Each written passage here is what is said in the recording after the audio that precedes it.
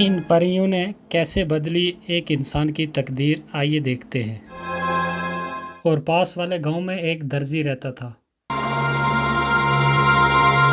इसके 3 लड़के थे। दर्जी बहुत ही गरीब था। दर्जी के पास सिर्फ एक ही बकरी थी। तीनों लड़के इसी बकरी का दूध पीकर किसी तरह अपनी ज़िंदगी का गुजारा करते थे। वो बारी बारी इस बकरी को जंगल चराने के लिए ले जाया करते थे। कुछ अरसा ऐसे ही गुजर गया। जब बकरी का दूध कम पड़ने लगा तो जो बड़ा बेटा था उसने बाहर कमाने का सोचा।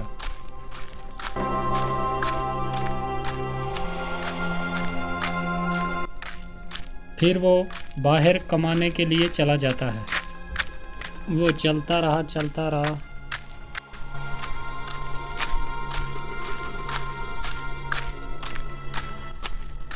फिर उसे चलते चलते रास्ते में एक व्यापारी मिला। व्यापारी ने लड़के से पूछा, अरे भाई ज़रा सुनो तो, कहाँ जा रहे हो तुम? मैं कहीं कामकाज ढूंढने जा रहा हूँ। हमारे घर के हालात कुछ अच्छे नहीं हैं। हम 3 भाई हैं और हमारे घर में सिर्फ एक ही बकरी है जिसका दूध पीकर हम जवान हुए, और आगे ज़िंदगी का गुजारा करने के लिए हमारे पास कुछ भी नहीं है। इसलिए उन तीनों में से बड़ा भाई मैं ही हूँ उनका, तो मैं कहीं कमाने जा रहा हूँ। अरे, आपकी तो बहुत दुखी कहानी है भाई। देखो मेरे पास काम है, मैं एक व्यापारी हूँ और ख़रीदो फरोख्त का काम करता हूँ, सामान खरीदता हूँ और बेचता हूँ। क्या मेरे पास नौकरी करोगे तुम? हाँ, क्यों नहीं, मुझे तो काम ही करना है। अगर आप मुझे काम पे रख लें तो इससे मुझे और अच्छा क्या चाहिए। ठीक है, तो आओ मेरे साथ चलो। ये बोलकर व्यापारी उसे अपने साथ लेकर चला गया। व्यापारी ने लड़के को अच्छे तरीके से खरीदने और बेचने का काम सिखा दिया। लड़का अपना काम बहुत ही बड़ी ईमानदारी के साथ, मेहनत के साथ करता। थोड़े दिनों में व्यापारी के काम को बहुत आगे बढ़ाकर ले गया और व्यापारी बहुत खुश हुआ उस पे। उसकी मेहनत को देखकर उस पे बहुत खुश हुआ और व्यापारी पहले से भी बहुत बड़ा अमीर हो गया। जब काम करते करते कई वर्ष गुजर गए तो एक दिन लड़के ने व्यापारी से कहा, मालिक मुझे छुट्टी चाहिए कुछ दिन के लिए, मैं अपने घर जाना चाहता हूँ। काफ़ी अरसा गुजर गया है आपके पास काम करते करते, तो मैं सोचता हूँ कि एक बार उनसे मिलकर आ जाओ। हाँ, ठीक है, कल तुम्हें छुट्टी मिल जाएगी, तुम कल सुबह चले जाना, ठीक है। और हाँ, एक बात, तुम्हारी ईमानदारी के बदले मैं तुम्हें एक अजीबोगरीब गधा देता हूँ। ये गधा अपने साथ ले जाओ। इस गधे की खूबी ये है कि जब तुम इसके मुंह पर थैली बांध कर कहोगे उगल, तो ये सोना चांदी फौरन उगलेगा। चाहे थैली कितनी बड़ी क्यों ना हो, फौरन भर जाएगी। इससे तुम्हारा और तुम्हारे परिवार का अच्छे से गुजारा हो जाएगा। अरे मालिक धन्यवाद, आपने इतनी अच्छी चीज़ मुझे दी। तो अच्छा, मैं चलता हूँ। लड़का गधे को लेकर खुशी खुशी घर रवाना हो गया। चलते चलते रात हो गई। लड़का एक जगह रुक गया और इधर उधर देखने लगा तो उसे एक मकान नज़र आया और उसने सोचा कि रात यहाँ ही रुक जाता हूँ, सुबह चला जाऊँगा। लड़का जब इस घर में गया तो वहाँ एक आदमी रहता था और उससे कहा, भाई साहब मुझे रात काटनी है, क्या मैं रात रुक सकता हूँ आपके पास? हाँ भाई, क्यों नहीं, ये मुसाफिर खाना ही है। आने जाने वाले लोग जो भी होते हैं रात इधर ही रुकते हैं, आप भी रुक सकते हो, कोई दिक्कत नहीं। अच्छा, तो फिर भाई मेरे लिए अच्छा खाना लेकर आओ। जो आपके पास सबसे अच्छा खाना है वो लेकर आओ मेरे लिए। लड़के ने अच्छे पकवान मंगवाए, अच्छे खाने जो उसके पास थे। ठीक है, तुम इधर आराम करो, मैं तुम्हारे लिए खाना लेकर आता हूँ। अरे ये लो, तुम्हारे लिए खाना आ गया, आप खाना खाओ और आराम के साथ सो जाओ। खाना खाने के बाद उस लड़के ने कुछ सोने के टुकड़े उस आदमी को दे दिए और वो बड़ा खुश हुआ और सोचने लगा कि ये सोने के टुकड़े इसके पास कहाँ से आए। हो ना हो, लेकिन इस गधे में कोई खूबी ज़रूर है। ये सोचकर वो आदमी जागता रहा। जब लड़का सो गया, उस आदमी ने वो गधा चुरा लिया और उसकी जगह दूसरा गधा आनकर बांध दिया। लड़का सुबह उठा और उसने गधा साथ लिया और चल दिया। लड़के को कोई पता नहीं था कि उसका असली गधा जो अपना था वो चोरी हो गया। जब वो खुशी खुशी घर पहुंचा तो उसे देखकर उसका बाप और भाई जमा हो गए और खुशी खुशी बातें करने लगे।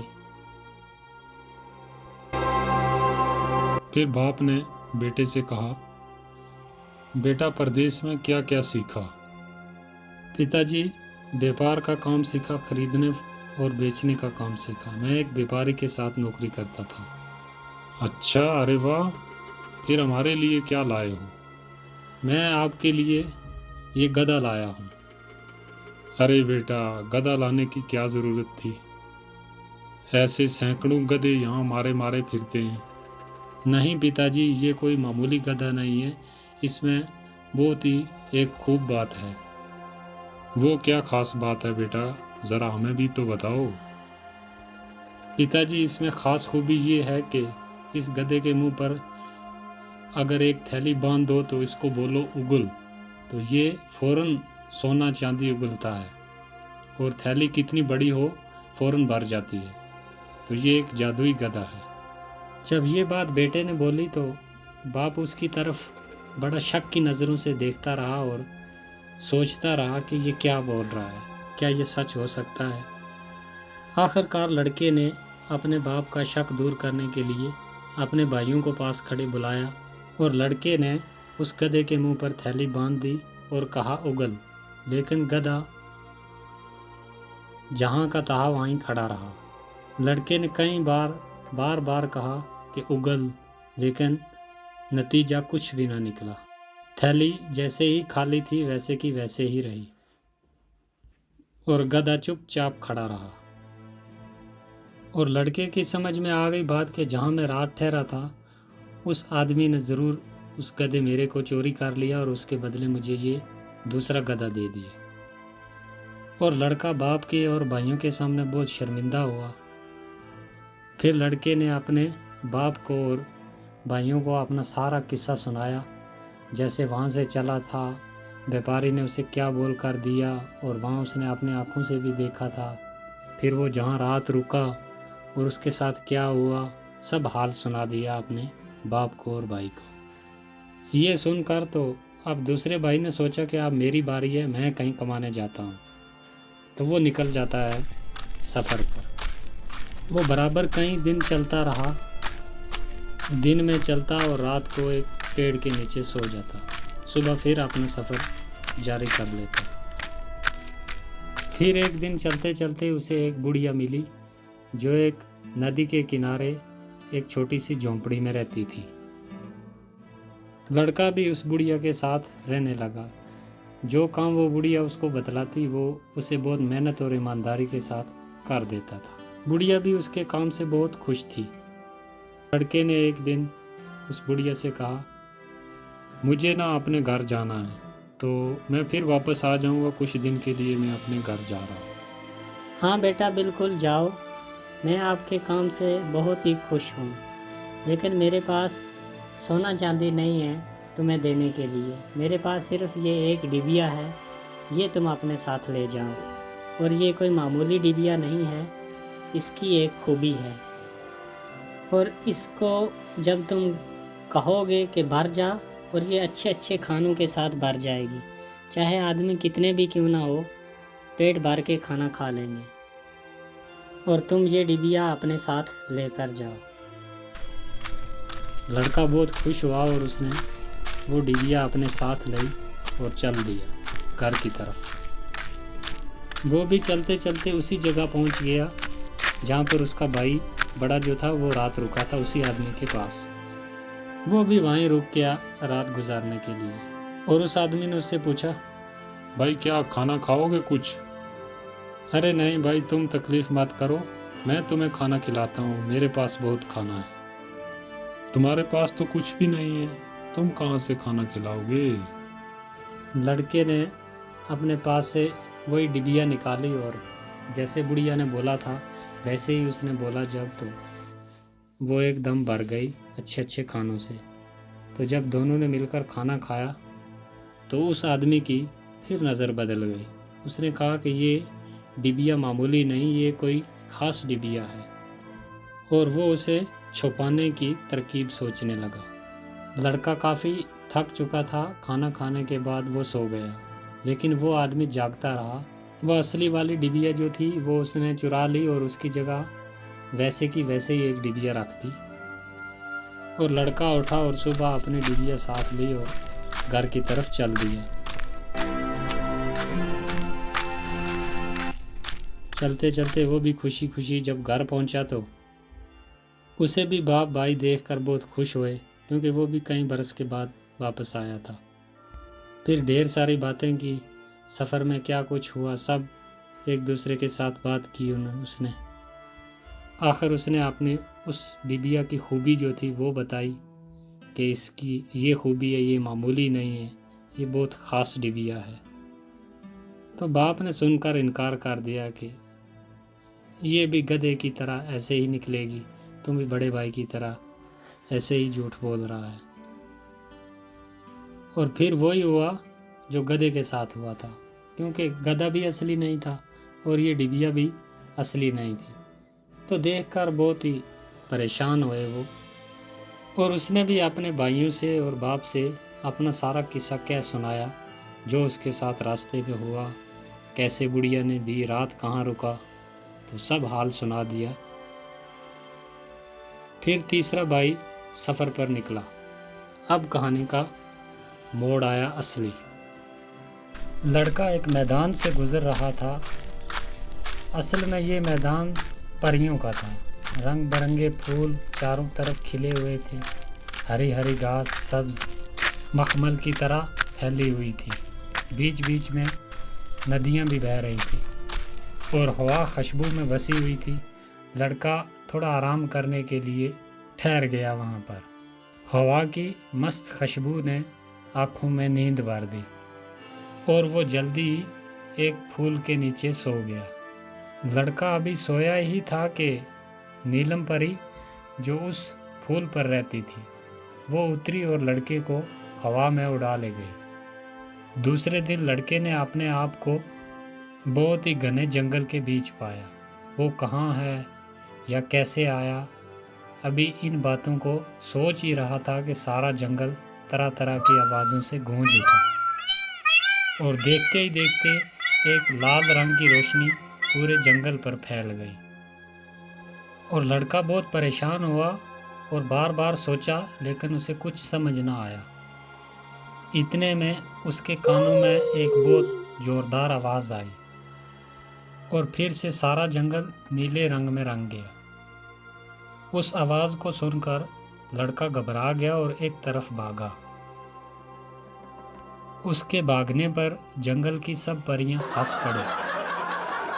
दरअसल बात यह थी कि परियां लड़के के साथ खेल रही थीं। जब परियों का खेल खत्म हो गया तो नीलम परी उस लड़के के पास आई और लड़के को बोली, तुम हमारे मैदान में क्या कर रहे हो? मुझे नहीं मालूम था कि मैदान आपका है। यहाँ आना मना है क्या? अब दोबारा कभी भूल कर भी नहीं आऊँगा। क्यों, मैदान पसंद नहीं आया क्या? नहीं नहीं, वो बात नहीं। मैदान तो मुझे बहुत पसंद है, लेकिन जंगल मुझे पसंद नहीं। क्यों, डर लगता है जंगल में क्या? जी हाँ, बहुत डर लगता है। ओह, ये बात है। अच्छा, तो अपनी आंखें बंद करो कुछ देर के लिए। और इधर लड़के ने जैसे ही अपनी आंखें बंद करी, नीलम परी ने अपना आंचल लहराया और सारा जंगल जो था वो मैदान में तब्दील कर दिया। और लड़के ने आंखें खोली और उस मैदान को देखकर उसकी जान में जान आई। और फिर जब लड़के को थोड़ा होश आया तो फिर नीलम परी ने उससे पूछा, तुम कौन हो और कहाँ जा रहे हो? यहाँ तक कैसे पहुँचे? फिर लड़के ने सारा किस्सा सुना दिया कि हम ऐसे ऐसे 3 भाई हैं, उनके साथ ऐसे धोखा हुआ। पहले के साथ उसका गधा चोरी कर लिया, फिर दूसरे भाई की डिबिया चुरा ली, तो अब मैं वो वापस लेने जा रहा हूँ। परी ने ये सुनकर अपनी छड़ी हिलाई और वहां पर जिन को बुला लिया। क्या हुक्म है मेरी मलका? मैं हाजिर हूँ, आप हुक्म कीजिए, मेरे लिए क्या हुक्म है? फिर परी ने हुक्म दिया जिन को कि जाओ तुम एक आदमी के पास, उसने गधा चुरा लिया है, वो वापस लेकर आओ, और एक इस आदमी के भाई की एक डिबिया है, वो भी वापस लेकर जल्दी मेरे पास आओ। तो जिन हुक्म पाते ही वहाँ से उड़ गया। यहाँ कुछ ही देर गुजरी थी कि जिन वापस हाजिर हुआ। उसने वो गधा भी और वो डिबिया भी, दोनों चीज़ें वापस लेकर आ गया। परी ने लड़के को कहा कि ये अपना गधा और ये डिबिया भी ले जाओ, और मेरी तरफ से ये एक डंडा भी अपने साथ ले जाओ। और परी ने कहा कि जब कोई तुम्हारा दुश्मन आ गया तो इस डंडे को हुक्म देना, फिर ये डंडा उस आदमी की पीठ पर बहुत खूब नाच दिखाएगा और इतना मारेगा ये डंडा उस आदमी को कि वो आदमी फौरन वहीं बेहोश हो जाएगा।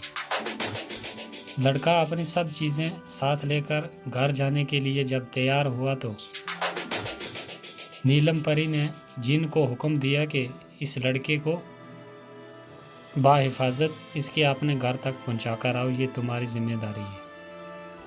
और जिन ने हुक्म सुनते ही सारा सामान उठाया और लड़के को अपने हाथ पर बिठाकर हवा में उड़ गया।